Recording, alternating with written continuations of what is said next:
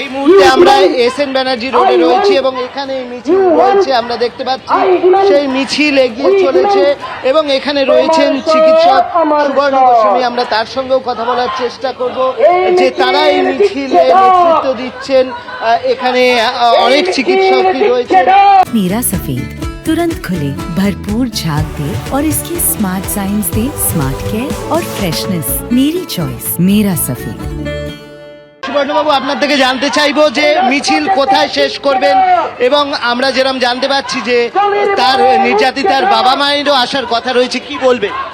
আমাদের পূর্ব পরিকল্পিত কর্মসূচি সেটা হচ্ছে এই রাস্তা ধরে ধর্মতলায় আমাদের মিছিল শেষ হবে, পূর্ব নির্ধারিত এটা। সেখানে আমাদের যে সভা হবে সেখানে নির্যাতিতা মিতা মেয়েটির মা বাবা আসবেন, তিনিও আমাদের সঙ্গে তার যন্ত্রণার কথা ভাগ করে নেবেন। 1 মাস হতে চললো, কালকে সুপ্রিম কোর্টের শুনানির দিকে সবাই তাকিয়ে রয়েছেন, আপনাদের কি দাবি থাকে? আমাদের দাবি থাকবে যে যেহেতু এই ঘটনাটা বিরলতম ঘটনা, যে ডিউটিরত অবস্থায় একটি প্রিমিয়ার হাসপাতালে মহানগরের মধ্যে এইরকম একজন চিকিৎসক, মহিলা চিকিৎসক, তার ধর্ষণ এবং হত্যা ঘটেছে, এই বিরলতম ঘটনার বিচারে আমাদের যে বিচার ব্যবস্থা তারা অভূতপূর্ব সাড়া দিয়ে একটা বিরল, যা অন্য বিচারের ক্ষেত্রে করা হয় না, সেই রকম ফাস্ট ট্র্যাক কোর্ট দরকার হলে ধারাবাহিক রোজ শুনানি, 25 দিন, 30 দিন, 40 দিন, যে কদিন লাগে, অভিযুক্তকে আত্মপক্ষ সমর্থনের সুযোগ দিক, কিন্তু সেটা যেন দীর্ঘদিন না হয়, সেটা ধারাবাহিক বিচার প্রক্রিয়া করা হোক, করে বিচার প্রক্রিয়া সমাপ্ত। দ্রুত বিচার চাই, ন্যায় বিচার চাই। দ্রুত বিচার এবং ন্যায় বিচার, তার দাবিতে এই আন্দোলন। এবং তুমি দেখতে পাচ্ছ এখানে joint platform of doctors West Bengal, তাদের পক্ষ থেকে, এছাড়াও অন্যান্য যে সংস্থা রয়েছে তারা রয়েছেন এবং দীর্ঘ মিছিলের শুরুটা আমরা দেখতে পাচ্ছি।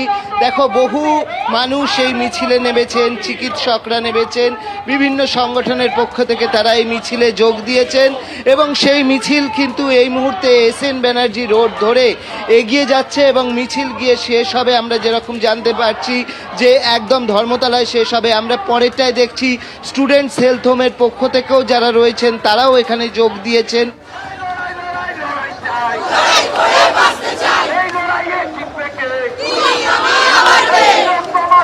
আমরা ভুলছি না, ভুলবো না,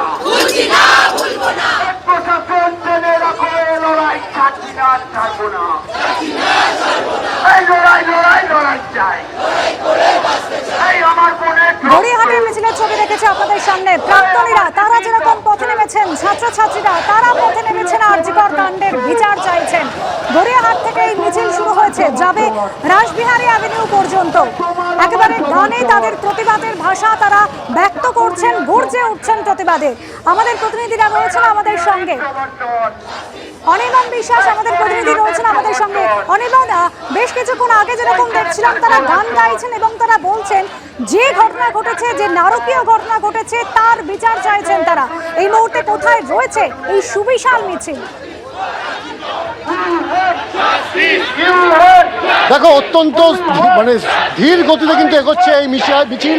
তুমি দেখতেই পাচ্ছ যে বিশাল মিছিল। এই মিছিল কিন্তু এই মুহূর্তে বাসন্তী দেবী কলেজ, সেই কলেজে কিন্তু অগ্রভাগ রয়েছে এবং এখনো পর্যন্ত কিন্তু গড়িয়াহাট ফ্লাইওভারের তলায় রয়েছে এই মিছিলের একেবারে শেষ ভাগ। অর্থাৎ বুঝতেই পারছো যে হাজার হাজার দক্ষিণ কলকাতার যে মানুষ, বিশেষ করে বিভিন্ন স্কুলের প্রাক্তনীরা, তারা কিন্তু রাস্তায় পা মিলিয়েছে এবং তুমি দেখতেই পাচ্ছ যে বিভিন্ন বয়সের মানুষ যারা প্রাক্তনী বিভিন্ন স্কুলের, তারা কিন্তু একত্রিত হয়ে বিশাল একটি ফ্লেক্স সামনে হাতে নিয়ে তারা কিন্তু এগিয়ে চলেছে। মিছিলের সামনে আমরা রয়েছে একেবারে, যেখানে লেখা রয়েছে কিন্তু মহামান্য আদালত, তিলোত্তমার ন্যায় বিচার চাই। অর্থাৎ একেবারে কিন্তু দেশের শীর্ষ আদালতের কাছে এই দক্ষিণ কলকাতা স্কুলের বিভিন্ন স্কুলের যে প্রাক্তনী, তাদের কিন্তু দাবি যে এবার কিন্তু তিলোত্তমার ন্যায় বিচার চাই। আর সেই দাবি নিয়ে কিন্তু তারা একেবারে 9 তারিখ, যেদিন কিনা সুপ্রিম কোর্টে শুনানি রয়েছে, তার আগের দিন তারা রাস্তায় নেমেছে। স্বাভাবিকভাবে দেখতেই পাচ্ছ, কখনো গানে, কখনো কিন্তু বিভিন্ন বাদ্যযন্ত্রের মাধ্যমে তারা নিজেদের যে ক্ষোভ, সেই ক্ষোভ উগড়ে দিচ্ছেন, আবার কখনো স্লোগান তুলেছেন। তারা কি স্লোগান তুলছেন তাদের মুখ থেকে একবার শুনে নেব।